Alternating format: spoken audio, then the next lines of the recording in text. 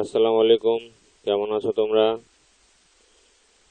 এর আগে ক্লাসে আলোচনা করেছিলাম ফুড মাইক্রোবায়োলজি 1 চতুর্থ পর্ব ষষ্ঠ অধ্যায়। আজকে আলোচনা করব আমরা ফুড মাইক্রোবায়োলজি 1 চতুর্থ পর্বের সপ্তম অধ্যায়। তো শুরু করা যাক। অধ্যায় সপ্তম অধ্যায়তে আছে বিশুদ্ধ আবাদ ও আবাদ কৌশল সমূহ, pure culture and culture techniques. প্রথমে আসে কর্ষণের সংজ্ঞা বা definition of culture. Definition of culture হচ্ছে, কর্ষণ বা আবাদ বা কালচার হচ্ছে প্রাকৃতিক পরিবেশে নানা ধরনের প্রাণী, উদ্ভিদ ও অণুজীব সমূহ প্রত্যেকে একটি সর্ববৃহৎ বাস্তুতন্ত্রের উপাদান। এই বাস্তুতন্ত্রের জীবিত প্রজাতিকে মিশ্র আবাদ বা মিশ্র পপুলেশন বলা হয়। আর অপরপক্ষে বাস্তুতন্ত্রের প্রতিটি উপাদানের অবস্থান কিন্তু অত্যন্ত জটিল, এবং জটিল অবস্থায় বিরাজমান বাস্তুতন্ত্রের যে কোনো একটি উপাদানের চারিত্রিক বৈশিষ্ট্য অধ্যয়নের জন্য সংশ্লিষ্ট উপাদানটিকে পৃথক করে নিয়ে তাকে আলাদাভাবে চাষ করা হয়। মিশ্রিত পপুলেশন হতে পৃথকীকৃত উপাদানটিকে গবেষণাগারে আলাদাভাবে জন্মানোর প্রক্রিয়াটির নাম আবার আকর্ষণ বা কালচার বা আকর্ষণ বা আবাদ।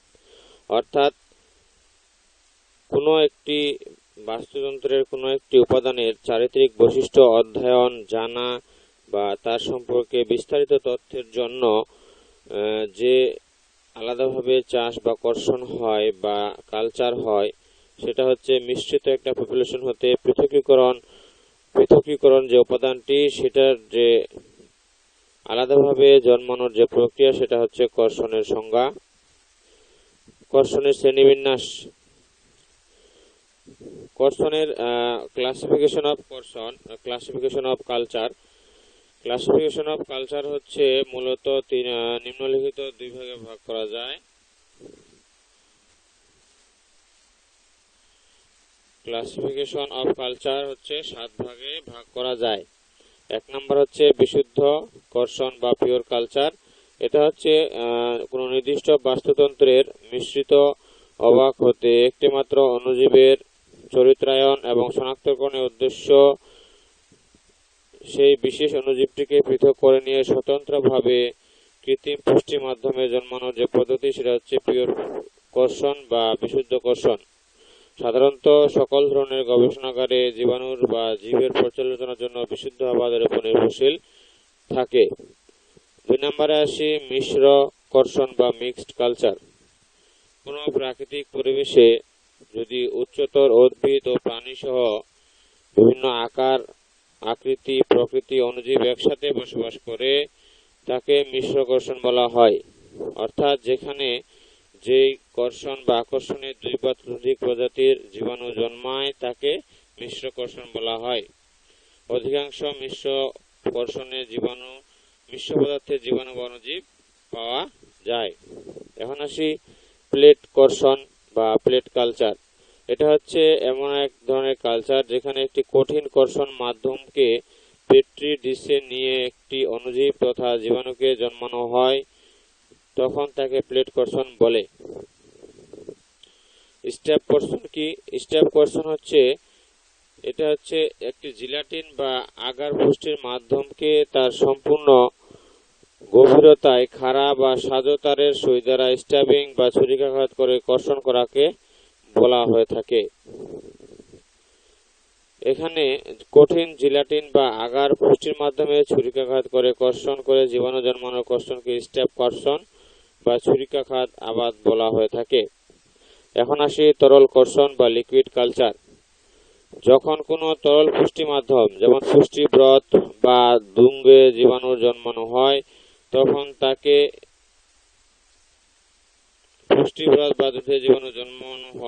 তাকে তরল কর্ষণ বা আবাদ বা লিকুইড কালচার বলা হয়ে থাকে। হেলানো কর্ষণ। 6 নম্বর হচ্ছে হেলানো কর্ষণ বা স্টেন কালচার। যখন কোনো টেস্ট টিউবে কঠিন পুষ্টি মাধ্যমে যেমন পুষ্টি আগার মাধ্যম হেলানো অবস্থায় মাধ্যমটি জমিয়ে জীবাণু জন্মানো হয়, তখন তাকে হেলানো কর্ষণ বা আবাদ বলে। একে হেলানো আগার পুষ্টি কর্ষণ বা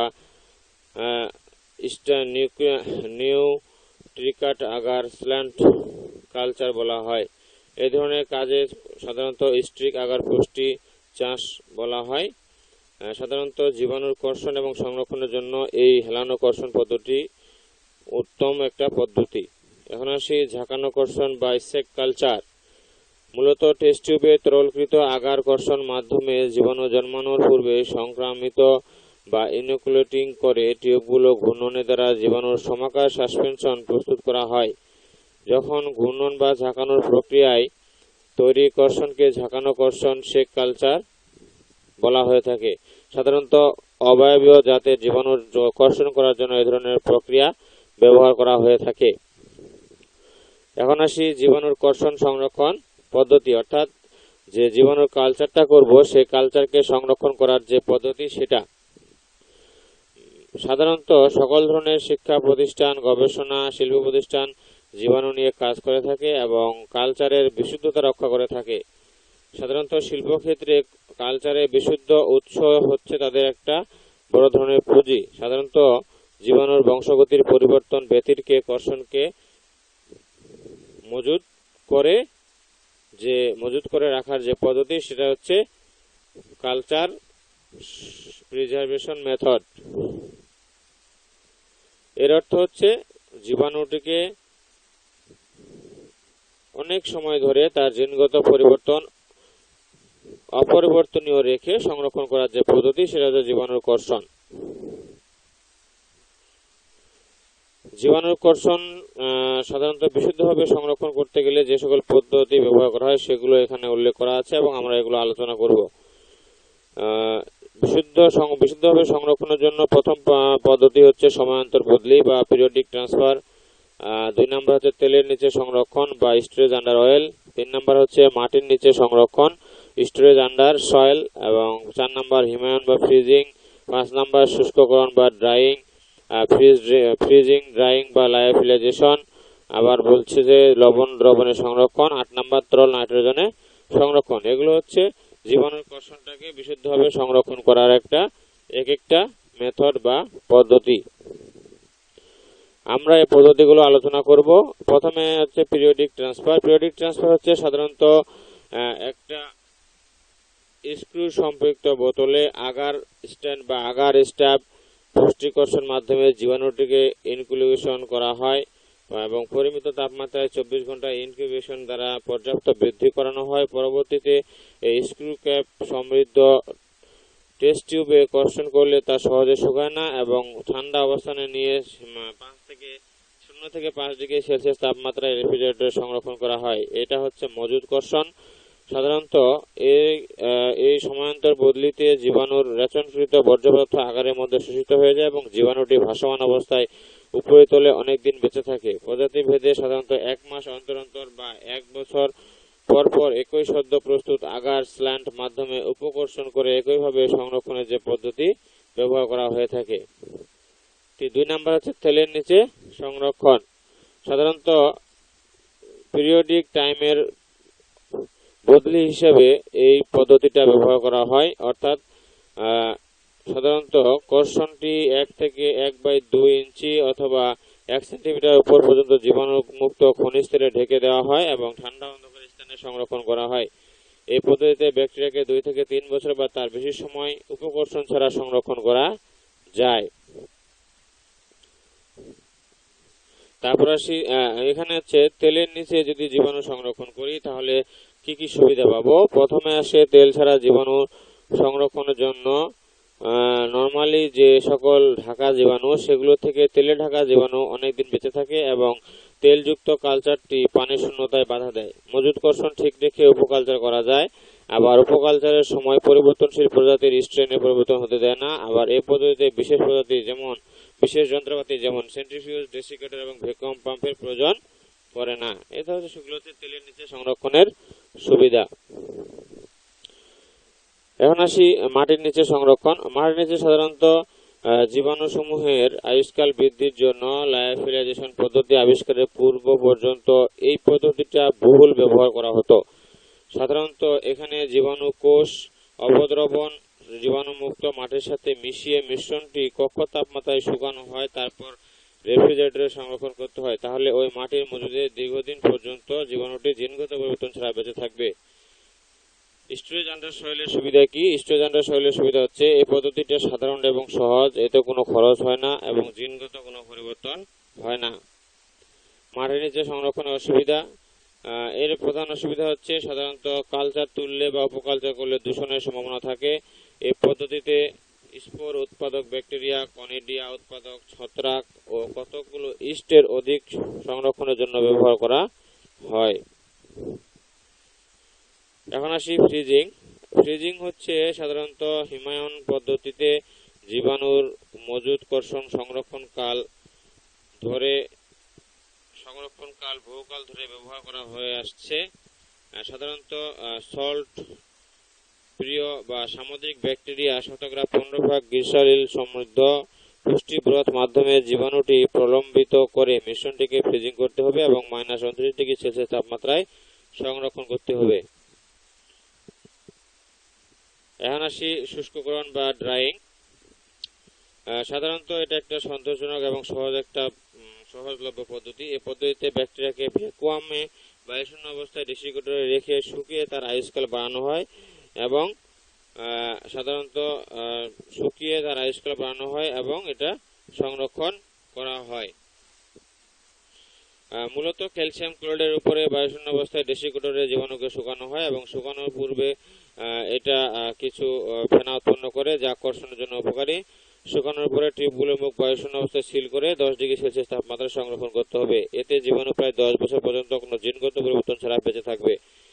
এই পদ্ধতিতে গ্রাম নেগেটিভ অথবা গ্রাম পজিটিভ ব্যাকটেরিয়ার চেয়ে অধিক ভালোভাবে বেঁচে থাকবে। যদি আমরা এক্ষেত্রে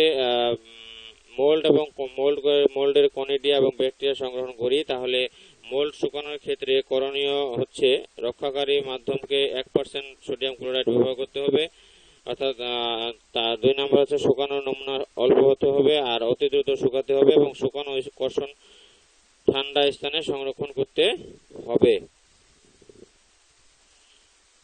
লায়োফিলাইজেশন হচ্ছে সাধারণত এটা ফ্রিজ ড্রাইং একটা পদ্ধতি। এখানে মূলত মজুদকর্ষণ সংরক্ষণের বর্তমানকালে এটা সর্বোত্তম একটা সংরক্ষণ পদ্ধতি। এই পদ্ধতিতে সাধারণত পরিমিত পুষ্টি মাধ্যমে জন্মানো পরিপক্ক কর্ষণ ব্যবহার করতে হবে। প্রলম্বিত মাধ্যমটি সুবিধাজনক হতে হবে। মন্থর ফ্রিজিং 1°C প্রতি মিনিটে করতে হবে। তারপর ফ্রিজিং অবস্থায় শুকাতে হবে। অ্যাম্পুল বায়ুশূন্য করে সিল করতে হবে। 0°C তাপমাত্রার নিচে সংরক্ষণ করতে হবে। উপযুক্ত বৃদ্ধির মাধ্যমে পুনরায় পানিযুক্ত করতে হবে। এই পদ্ধতিতে মজুদ কর্ষণগুলোকে প্রথমে শুকানো, অতঃপর হিমায়িত বা লায়োফিলাইজড করা হয় এবং আবদ্ধ গ্যাস অ্যাম্পুলে মুখ বন্ধ করে সংরক্ষণ করে পরে কক্ষ তাপমাত্রায় ফ্রিজে সংরক্ষণ করা হয়। এই পদ্ধতিতে জীবাণুর সংরক্ষণ 20 বছর পর্যন্ত ভালো থাকতে পারে। এখন আসি সাসপেনশন বা লবণে সংরক্ষণ বা স্যালাইন দ্রবণে সংরক্ষণ। এটা একটা সহজ পদ্ধতি। সাধারণত সোডিয়াম ক্লোরাইডের গাঢ়ত্ব বিশিষ্ট দ্রবণে জীবাণু সংরক্ষণ করা হয়। সোডিয়াম ক্লোরাইড বিশিষ্ট যে অধিক গাঢ়ত্ব বিশিষ্ট যে ব্যাকটেরিয়া সাধারণত বৃদ্ধিতে বাধা দেয় এবং এটা স্ক্রু ক্যাপ সমৃদ্ধ টিউবে প্রায় 1 ভাগ লবণ দ্রবণে বিভিন্ন প্রজাতির ব্যাকটেরিয়া সংরক্ষণ করা হয়ে থাকে এবং টিউবগুলোকে কক্ষ তাপমাত্রায় সংরক্ষণ করা যায়। এই পদ্ধতিতে 4 বছর পর আগার ঢালু কর্ষণ মাধ্যমে চাষ করে 24 ঘন্টা ইনকিউবেশন করলে প্রবল বৃদ্ধি প্রত্যক্ষ করা যায়। সাধারণত এই ব্যাকটেরিয়াকে 2 থেকে 4 বছর অধিক সময় পর্যন্ত সংরক্ষণ করা যায়। তরল নাইট্রোজেনের সংরক্ষণ বা স্টোরেজ ইন লিকুইড নাইট্রোজেন। এই পদ্ধতিতে মোল্ডস বা চিতির মজুদ কালচার সংরক্ষণ করা হয়। সাধারণত হাওয়াং 1966 মজুদকে কর্ষণের ছোট অ্যাম্পুলে মোল্ডকে তরল নাইট্রোজেনে সংরক্ষণ করেন এবং 5 বছর পর্যন্ত কোনো পরিবর্তন ছাড়া বাঁচিয়ে রাখেন। এক্ষেত্রে তরল নাইট্রোজেন সমৃদ্ধ অ্যাম্পুলে পূর্ণ করতে হবে জীবাণুকে এবং -35°C তাপমাত্রায় ধীরে ধীরে ঠান্ডা করতে হবে এবং প্রতি 1 ডিগ্রি প্রতি মিনিটে 1°C অতঃপর -165 থেকে 196°C তাপমাত্রায় অতি দ্রুত সংরক্ষণ করতে হবে। এক্ষেত্রে 5 বছর পর্যন্ত পুনরায় 5 বছর পর পুনরায় কর্ষণ করে চারিত্রিক এবং জিনগত অপরিবর্তনীয় বেঁচে থাকা কোষ পাওয়া যাবে এই পদ্ধতিতে। এখন আসি অণুজীব কর্ষণ মাধ্যমে পিএইচ পরিমাপ। সাধারণত আমরা জানি পিএইচ কি। পিএইচ হচ্ছে কোনো হাইড্রোজেন আয়নের যে ঋণাত্মক লগারিদম মান, সেটা হচ্ছে পিএইচ। সাধারণত জীবাণুর কর্ষণের ক্ষেত্রে পিএইচ এর একটা গুরুত্বপূর্ণ ভূমিকা থাকে। জীবাণুর বৃদ্ধি, জীবাণুর মধ্যম পরিমিত, জীবাণুর সব চালচলনের উপর ভিত্তি করে পিএইচ এর 3টা মান আছে। একটা হচ্ছে উচ্চ, মধ্যম এবং পরিমিত। আমরা এখানে যে ইস্ট, ব্যাকটেরিয়া, ইস্ট, মোল্ডস এর জন্য 3 ধরনের পিএইচ মানে যারা জন্মগ্রহণ করতে পারে। এই 3 ধরনের পিএইচ হচ্ছে, 1 নাম্বার হচ্ছে অম্লীয় বা অ্যাসিডীয় পিএইচ, সাধারণত 7 এর নিচে অর্থাৎ 7 থেকে 0 পর্যন্ত হয়। আর ক্ষারীয় পিএইচ হচ্ছে যেমন অ্যালকালাইন পিএইচ মান হচ্ছে পিএইচ মান 7 থেকে ঊর্ধ্বে বা 7 থেকে 14 পর্যন্ত। আর নিরপেক্ষ যে পিএইচ সেটা হচ্ছে 7, নিউট্রাল পিএইচ। এখন আসি মিডিয়া কালচার তৈরিকরণ ও জীবাণুমুক্তকরণ পদ্ধতি ব্যাখ্যা। মিডিয়া কালচার আমরা কিভাবে তৈরি করব এবং জীবাণুমুক্তকরণ কিভাবে করব বা স্টেরিলাইজেশন কিভাবে করব সেটা আলোচনা করব। প্রথমে থিওরিটা আমরা পড়ি। থিওরি কি? থিওরি হচ্ছে সাধারণত অণুজীবের বৃদ্ধি, বংশ বিস্তারের জন্য প্রয়োজনীয় পুষ্টি সমৃদ্ধ যেসব দ্রব্য গবেষণাগারে ব্যবহার করা হয় এবং যা অণুজীব হিসেবে গ্রহণ করতে পারে তাকে কালচার মিডিয়া বা আবাদ মাধ্যম বলা হয়। গবেষণাগারে অণুজীব জন্মাতে ও তাদের নিয়ে গবেষণা করতে কালচার মিডিয়া প্রয়োজন হয়। আবার খাদ্যবস্তুতে অণুজীব জন্মানোকে অণুজীবের আবাদ বা মাইক্রোবায়াল কালচার বলা হয়। অর্থাৎ পুষ্টি পদার্থ দ্বারা তৈরি যে সকল বস্তু হতে অণুজীব তাদের বৃদ্ধি ও পরিপূর্ণতার জন্য প্রয়োজনীয় পুষ্টি দ্রব্য গ্রহণ করে সে সকল বস্তুকে আবাদ মাধ্যম বা কালচার মিডিয়া বলা হয়ে থাকে। আবাদ মাধ্যম 3 প্রকার। একটা হচ্ছে ন্যাচারাল কালচার মিডিয়া, যেটা প্রাকৃতিক আবাদ মাধ্যম বলা হয়। একটা হচ্ছে আর্টিফিশিয়াল কালচার মিডিয়া, যেটাকে আমরা কৃত্রিম আবাদ বলবো। আর একটা হচ্ছে সেমি সিনথেটিক কালচার মিডিয়া, অর্থাৎ আধা সংশ্লেষিত আবাদ মাধ্যম। আবাদ মাধ্যম যদি করতে যায় তাহলে মৌলিক কি উপকরণ লাগে? আবাদ মাধ্যমে যে মৌলিক উপকরণগুলো হচ্ছে সাধারণত এনার্জেটিক সোর্স লাগে। এনার্জেটিক সোর্স আসে সাধারণত কার্বোহাইড্রেট, প্রোটিন এবং নিউক্লিক অ্যাসিড থেকে। আর 2 নাম্বার কার্বনের সোর্স লাগবে, এটা হচ্ছে কার্বোহাইড্রেট। আবার নাইট্রোজেনের সোর্স লাগবে। নাইট্রোজেনের সোর্স হচ্ছে protein, nucleic acid, peptone, amino acid ইত্যাদি। আর পটাশিয়াম, ম্যাগনেসিয়াম, সোডিয়াম, আয়রন ইত্যাদি, সালফেট ইত্যাদি, সালফেট, ক্লোরাইড এবং কার্বনেট লবণ লাগে। ট্রেস এলিমেন্ট লাগে, যেমন ট্রেস এলিমেন্ট হচ্ছে ক্ষুদ্রতম যে পুষ্টি পদার্থগুলো বলা হয় বা ক্ষুদ্রতম মিনারেলস গুলো, যেমন ম্যাঙ্গানিজ, কপার, তারপর হচ্ছে মলিবডেনাম ইত্যাদি। তারপর হচ্ছে উপযুক্ত পিএইচ লাগবে, কারণ পিএইচ হচ্ছে ব্যাকটেরিয়ার জন্য 7 থেকে 7.5, অ্যাস্টিনোমাইসিটিস এর জন্য 7.2 থেকে 7.5, আর ছত্রাকের বা মোলসের জন্য হচ্ছে 5 থেকে 6.5। উপযুক্ত টেম্পারেচার লাগবে, ব্যাকটেরিয়ার জন্য 37 ডিগ্রি সেলসিয়াস, ছত্রাকের জন্য 30 ডিগ্রি সেলসিয়াস। আর বৃদ্ধি উৎপাদনের জন্য হচ্ছে স্যালমোনেলা এর জন্য ট্রিপ্টোফ্যান, আর গণকক্কাসের জন্য গ্লুটাথিয়নস লাগবে। কালচার মাধ্যমের সাধারণ যে উপাদান আছে সেগুলো, সাধারণ উপাদান হচ্ছে পানি এবং জীবন্ত কোষের জন্য উপাদান, পানি এবং জীবন্ত কোষ। তারপর হচ্ছে পেপটোন, তারপর মাংসের নির্যাস লাগবে, তারপর জিলাটিন লাগবে, তারপর হচ্ছে আগার লাগবে, সোডিয়াম ক্লোরাইড লাগবে, অজৈব উপাদানগুলো লাগবে। আমরা এখন বিভিন্ন ধরনের আবাদ মাধ্যম প্রস্তুতকরণ প্রক্রিয়া আলোচনা করব। প্রথমে আসি নিউট্রিয়েন্ট বা পুষ্টি আগার মাধ্যম তৈরি। নিউট্রিয়েন্ট বা পুষ্টি আগার মাধ্যম, নিউট্রিয়েন্ট এবং পুষ্টি আগার মাধ্যম তৈরি করতে কি কি উপাদান লাগবে? আমাদের প্রথম হচ্ছে উপাদান লাগবে পেপটোন 5 গ্রাম লাগবে, গরুর মাংসের নির্যাস লাগবে 3 গ্রাম, সোডিয়াম ক্লোরাইড লাগবে 5 গ্রাম, আগার লাগবে 20 গ্রাম, আর ডিস্টিল ওয়াটার লাগবে 1 লিটার। আর পিএইচ রাখতে হবে ব্যাকটেরিয়া আবাদের জন্য 7 থেকে 7 +- 2। কিভাবে আমরা নিউট্রিয়েন্ট আগার তৈরি করব? নিউট্রিয়েন্ট আগার তৈরি করার যে প্রসেস সেটা হচ্ছে সাধারণত ওজন এবং মিশ্রণ তৈরি করতে হবে। সবগুলো উপাদানগুলো মেপে নিয়ে 800 থেকে 900 মিলিলিটার ডিস্টিল ওয়াটারের সাথে একটি ফ্লাক্সে ক্রমানুসারে যোগ করতে হবে এবং দ্রবীভূত করতে হবে। দ্রবীভূত করার পরে পরিশেষে আয়তন 1 লিটার করে যতটুকু 1 লিটার করতে হবে। আর পিএইচ নির্ধারণ বা পিএইচ অ্যাডজাস্টমেন্ট করার জন্য এর পিএইচ 7 করতে হবে। দরকার লাগে সাধারণত আকাঙ্ক্ষিত পিএইচ আনার জন্য হতে পারে এসিড, হতে পারে অ্যালকালাইন যোগ করতে হতে পারে, কারণ আমাদের পিএইচ 7 লাগবে। তারপর হচ্ছে আইডিং অফ আগার। এখন পিএইচ ঠিক করার পর নির্দিষ্ট পরিমাণ আগার যোগ করব এবং গ্যাস বার্নারে উত্তপ্ত করার সাথে সাথে নাড়বো যাতে সঠিকভাবে আগারটা মিশ্রিত হয়, এবং মিশ্রিত হওয়ার পূর্ব পর্যন্ত গরম করতেই থাকবো। নিউট্রিয়েন্ট বোধ তৈরির ক্ষেত্রে আগার মেশানোর দরকার হয় না।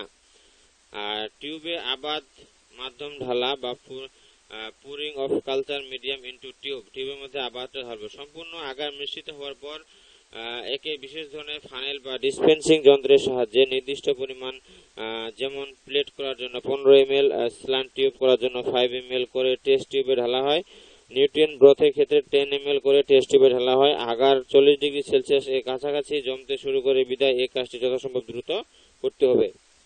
তারপর হচ্ছে কক লাগানো বা সিপি লাগানো। এখানে যখন টিউবগুলোতে আমরা আবাদ মাধ্যম নিয়ে নিব, তখন যাতে জীবাণু প্রবেশ করতে না পারে জন্য দ্রুত তুলার সিপি অথবা কক দ্বারা টেস্ট টিউবের মুখ বন্ধ করতে হয়, এবং সেটাকে বায়ু যাতে বাতাস তার সাথে চলাচল করতে না পারে এজন্য এটাকে ঢাকনাযুক্ত টিউব বা স্ক্রু ক্যাপ অথবা তুলার সিপি বা ওল দ্বারা বন্ধ করতে হবে।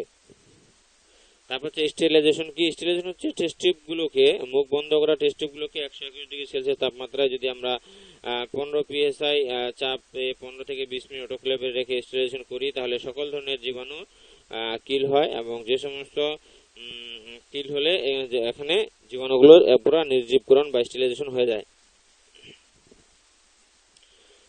এখন আসি আবাদ মাধ্যমের সংরক্ষণ। আবাদ মাধ্যম কিভাবে সংরক্ষণ করব? সাধারণত নির্জীব করার পর প্লেট তৈরি বা স্ল্যান্ট টিউব তৈরি করা হয়, যা কিছুক্ষণ রেখে দেওয়ার পর আগার জমে যায়। অতঃপর অব্যবহৃত আবাদ মাধ্যমকে পলিথিন প্যাকেটে রেখে ফ্রিজে 4 ডিগ্রি সেলসিয়াস তাপমাত্রায় সংরক্ষণ করা হয়। এরূপ সংরক্ষিত মাধ্যম 1 মাস ভালো থাকে।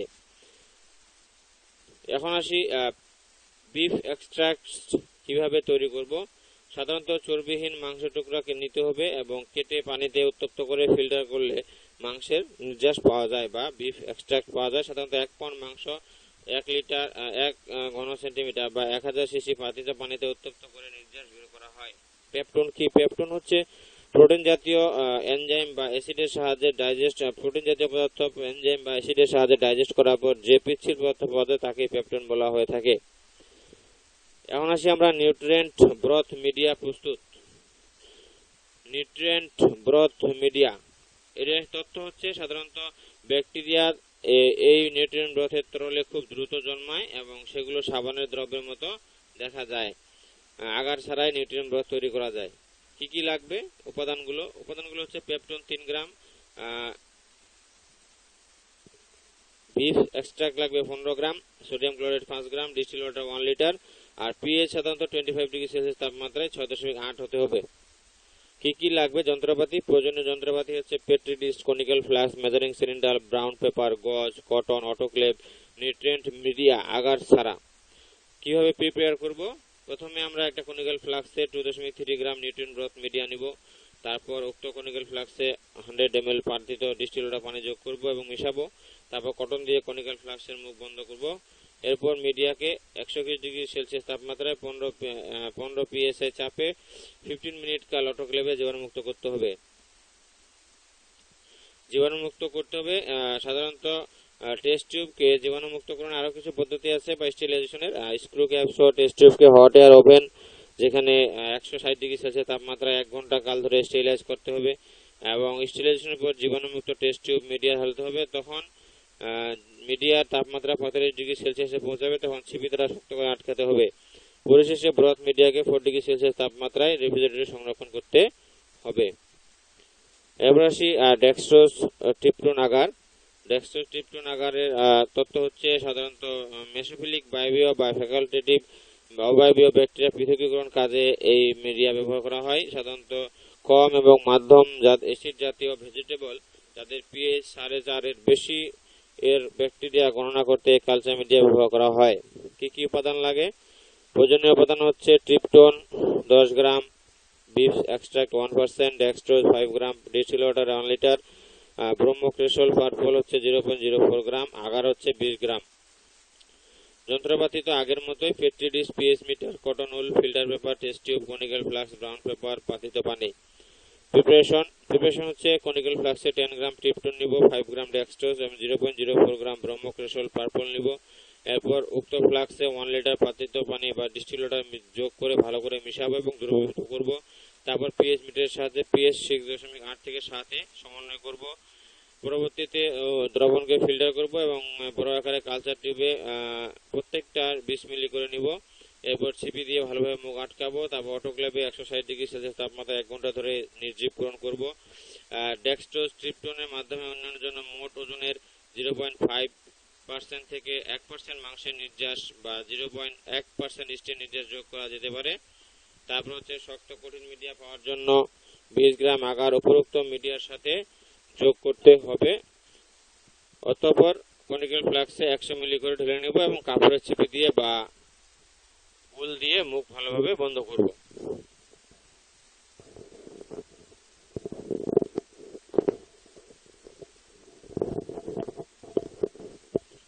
এখন আসি মিশ্রণ ভর্তি টেস্ট টিউবকে একটি অটোক্লেভে আমরা স্টেরিলাইজ করার পরে কনিক্যাল ফ্লাস্কের মুখ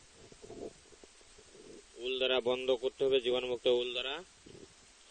তারপর ব্রাউন পেপার দ্বারা পেট্রি ডিশগুলোকে মুড়ে জীবাণুমুক্ত করতে হবে।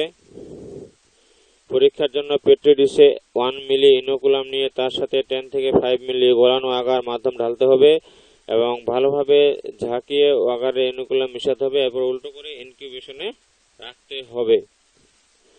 ইস্ট এবং মোল্ডের জন্য মিডিয়া প্রস্তুত। ইস্ট এবং মোল্ডের জন্য মিডিয়া প্রস্তুত করার জন্য প্রথমে আমরা পাবো মল্ট নির্যাস মিডিয়া কালচার। এর যে উপাদান সেগুলো হচ্ছে মল্ট নির্যাস লাগবে 100 গ্রাম, ডিস্টিল ওয়াটার 1 লিটার, আগার লাগবে 2%, তারপর হচ্ছে বেন্টোনাইট সাসপেনশন 100 ml। যন্ত্রপাতি কি কি লাগবে? যন্ত্রপাতি হচ্ছে ওভেন লাগবে, অটোক্লেভ লাগবে, টেস্ট টিউব লাগবে, filter, conical flask, Durham tube, cotton wool, pH meter, এগুলো লাগবে। প্রিপারেশন কিভাবে করব? প্রিপারেশন একটা কনিক্যাল ফ্লাস্ক নেব, সেখানে 1 লিটার কনিক্যাল ফ্লাস্ক নিব, সেখানে ডিস্টিল ওয়াটার নিব, তার সাথে 100 গ্রাম মোল্ড নির্যাস যোগ করব এবং গরম করে তা দ্রুত দ্রবীভূত করব এবং যে মিশ্রণটা তৈরি হবে এই মিশ্রণটার পিএইচ সমন্বয় করব এবং 50 ডিগ্রি সেলসিয়াস তাপমাত্রা ঠান্ডা করব। ঠান্ডা হওয়া দ্রবণে 100 ml 5% বেন্টোনাইট সাসপেনশন যোগ করব এবং 50 থেকে 75 ডিগ্রি সেলসিয়াস তাপমাত্রায় তাপ দিব। এরপর যে দ্রবণকে সাকশন প্রক্রিয়ায় ফিল্টার করব। একটা অটোক্লেভে 15 psi চাপে 10 মিনিট ধরে তাপ প্রয়োগ করে পুনরায় ফিল্টার করব যাতে সেডিমেন্টেশন না থাকে এবং সম্পূর্ণভাবে সেডিমেন্টেশন অপসারিত হয়। প্রত্যেকটা টেস্ট টিউবে একটা পরিষ্কার, শুষ্ক এবং ডারহাম টিউবে রেখে উপযুক্ত দ্রবণকে টিউবগুলোকে ঢালতে হবে এবং কটন উল দিয়ে মুখ বন্ধ করে আটকাবো। তারপর অটোক্লেভে 10 psi চাপে 15 মিনিট স্টেরিলাইজ করব এবং ঠান্ডা করব। যদি কঠিন মিডিয়া কালচার দরকার হয় তাহলে 2% আগার যোগ করতে হবে এবং এই তৈরিকৃত মিডিয়া কালচার ইস্ট এবং মোল্ডের জন্য উপযুক্ত এক ধরনের মিডিয়া। এবার আসি থার্মো এসি ডিউরেন্স আগার মিডিয়া। এটার প্রয়োজনীয় যে উপাদান সেটা হচ্ছে পেপটোজ লাগবে, পেপটন 5 গ্রাম, ডিস্টিল ওয়াটার 1 লিটার, আগার 20 গ্রাম, ইস্ট নির্যাস 5 গ্রাম, ডেক্সট্রোজ 5 গ্রাম, ডাইপোটাশিয়াম ফসফেট 4 গ্রাম। যে সকল যন্ত্রপাতি লাগবে এগুলো পিএইচ মিটার লাগবে, টেস্ট টিউব লাগবে, conical flask, cotton wool, water bath, autoclave, incubator. Preparation কি? প্রথমে উপাদানগুলোকে 500 ml ডিস্টিল ওয়াটারে মিক্সড করতে হবে। তারপর হাইড্রোক্লোরিক অ্যাসিড যোগ করে পিএইচ 5 এর সমন্বয় করতে হবে। প্রত্যেকটা টেস্ট টিউবে 5 ml করে উক্ত দ্রবণ ঢালতে হবে এবং কনিক্যাল ফ্লাস্কে আগার নিয়ে 500 ml পাতিত পানি যোগ করে মিক্সিং করা হয়। তারপর কটন উল দ্বারা টিউবের মুখ আটকানোর পরে অটোক্লেভে স্টেরিলাইজ করতে হবে এবং স্টেরিলাইজ করার পরে সেটা কনিক্যাল ফ্লাস্কে নিয়ে একটা ওয়াটার বাথে 45 থেকে 55 ডিগ্রি সেলসিয়াস তাপমাত্রায় তাপ দিয়ে গলিয়ে নিতে হবে এবং জীবাণুমুক্ত পরিবেশে নিউট্রিয়েন্ট ব্রথের সাথে যোগ করতে হবে। প্রতিটা নিউট্রিয়েন্ট ব্রথের টিউব আকারের একটা টিউব ব্যবহার করতে হবে। এরপর ঠান্ডা করতে হবে। ঠান্ডা করার পর ইনোকুলেট করে 37 থেকে 55 ডিগ্রি সেলসিয়াস তাপমাত্রায় ইনকিউবেশনে রাখতে হবে। 55 ডিগ্রি সেলসিয়াস তাপমাত্রায় মিডিয়ার যে কোনো ধরনের গালাভার বা আঁশের মতো প্রাপ্ত কলোনি দেখা যায় তাহলে বোঝা যাবে এটা অ্যাসিড সহকারী অণুজীব। এখন আসি tomato juice agar media. Tomato juice agar media তৈরি করতে গেলে কি কি লাগবে? টমেটো টুকরা লাগবে 100 গ্রাম, ফিল্টার ডিস্টিল ওয়াটার 350 গ্রাম বা litre, distil water 1 litre, peptone 2.5 গ্রাম, পেকটোনাইজ মিল্ক লাগবে হচ্ছে 2.5 গ্রাম। প্রয়োজনীয় যন্ত্রপাতি সাধারণত pH meter, oven, autoclave, conical flask. প্রথমে ডিস্টিল ওয়াটার 200 ml নিব, তার সাথে 100 গ্রাম টমেটো টুকরা নিয়ে তাপ দিব। টমেটো খোসা মিক্স ছাড়িয়ে যাবে এক্ষেত্রে। তখন আমরা টমেটো যখন গরম পানির সাথে মিশে যাবে তখন আমরা সেটাকে ফিল্টার করব। এবং এক্ষেত্রে টিনজাত বা বোতলজাত টমেটো ব্যবহার করা যাবে না, সরাসরি টমেটো লাগবে।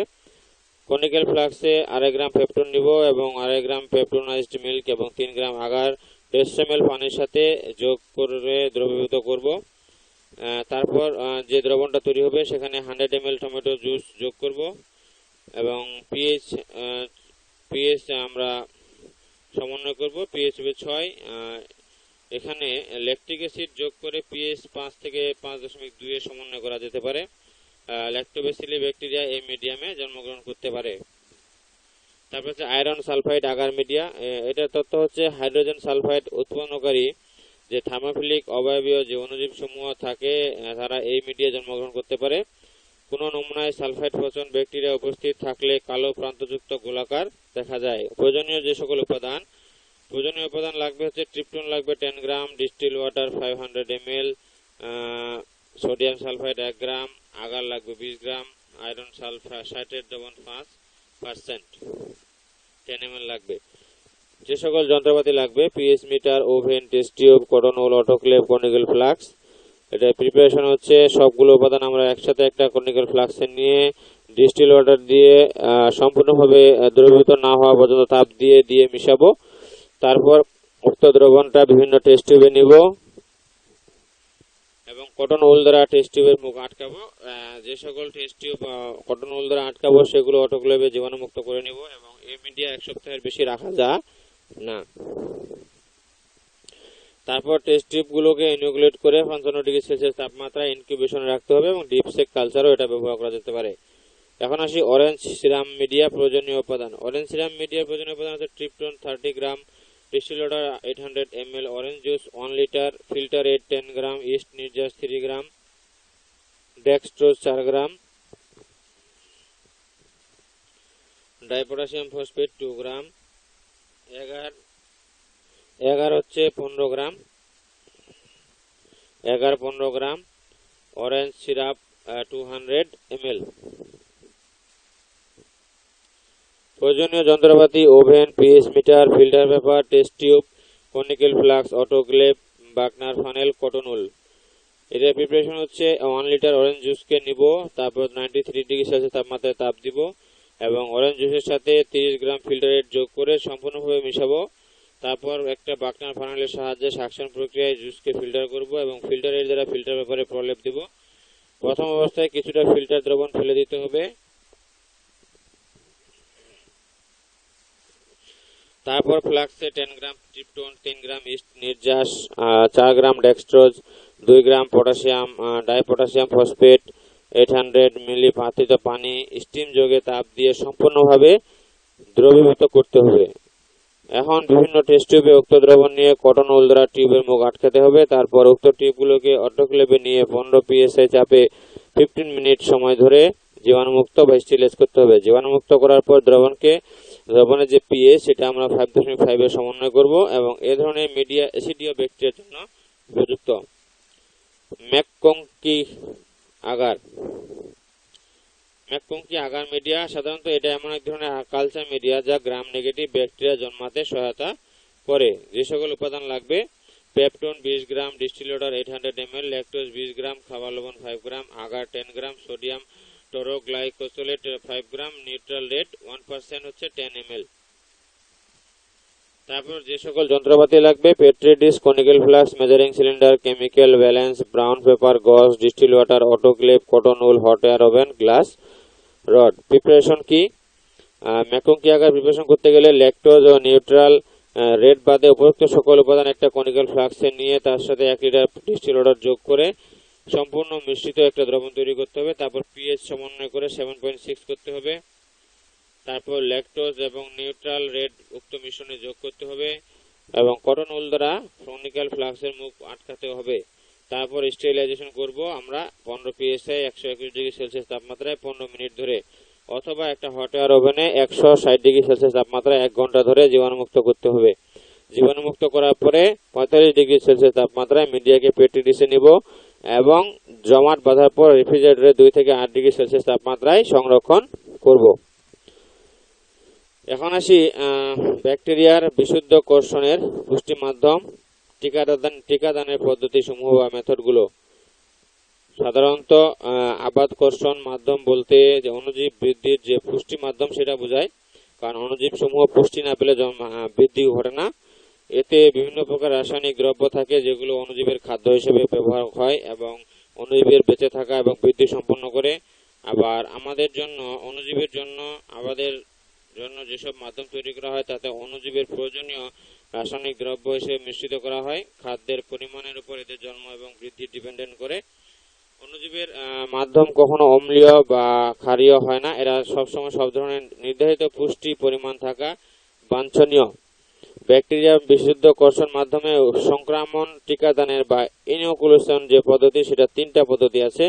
একটা হচ্ছে আগার বা গভীর কোষণ বা আবাদ পদ্ধতি, একটা হচ্ছে আগার হেলানো আবাদ বা কোষণ পদ্ধতি, তরল ব্রথ আবাদ বা কোষণ পদ্ধতি।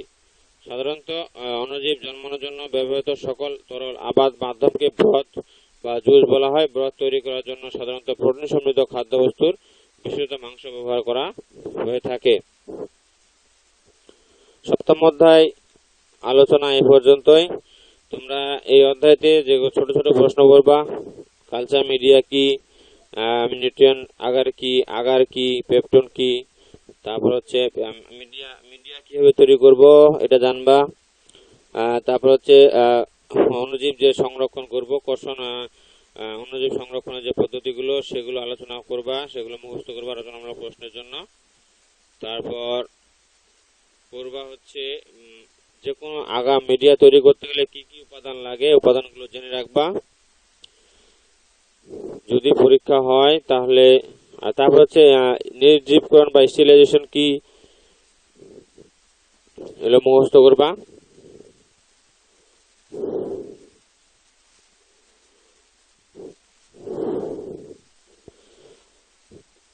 যদি কোনো সমস্যা থাকে তাহলে তোমরা আমাকে ইনবক্সে অথবা কমেন্টে বলবা, আমি তোমাদের যথাসাধ্য চেষ্টা করব সমাধান দেওয়ার।